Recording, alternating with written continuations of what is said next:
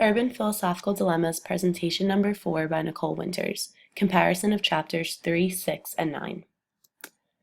Chapter 3 is based on the idea that African Americans are the savage waste of society. Our society's functions are based off of a social contract. The social contract, however, is underwritten by the racial contract, which claims white supremacy and excludes African Americans in various factors of everyday life. African Americans are seen as unable to escape their body and seen only as their race. Dating back to the origins of this country, African Americans have been looked at as natives. The term natives implies white dominance over the group. This is the idea that we are entitled to treat them as less than human based purely on the color of their skin. African Americans may be legally free, yet they are still constantly treated differently in everyday practices. Chapter 6 focuses on racial profiling and if it is just or not. Racial profiling is when race plays a factor in the action at hand.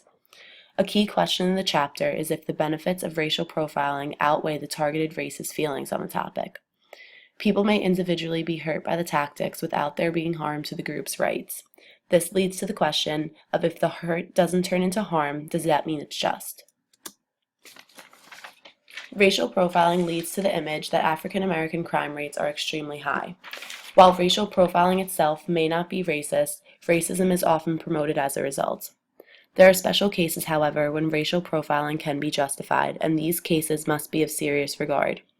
It needs to be ensured that race alone is not the deciding factor and that the tactic is being used with proper supervision to prevent abuse of power. Racial profiling can be just when it is used in severe cases and not as an everyday practice. Chapter 9 focuses on objectification. Objectification reduces a person to one variable, such as race, gender, or age. It strips the person's autonomy and sees the body purely as an object.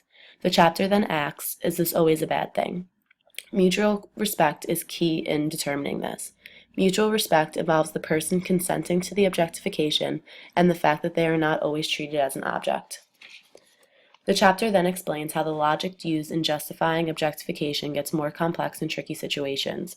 A marginal case is one that is on the borderline of moral soundness and pushes the logic. The overall theme of this chapter includes when is it justified to reduce someone to just one variable.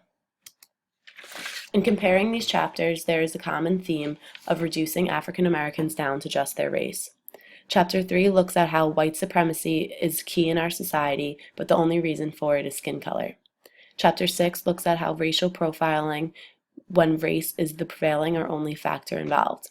Chapter 9 looks at objectification and minimizing someone to just one characteristic, in this case, race. Since the beginnings of our country, the treatment of African Americans has been determined purely on the color of their skin. They are seen as only their race and they are unable to escape it. We've seen countless situations where racial profiling is used as an everyday tactic rather than just for extreme situations. This results in certain groups, African American males in particular, being targeted repeatedly for crimes. African Americans are seen as lesser than the rest of the population based on their skin color alone. The long-standing idea of white supremacy makes it easier for tactics such as racial profiling to go on with little to no consequence. When a group is objectified and reduced to their race alone, racist tendencies and practices are bound to follow.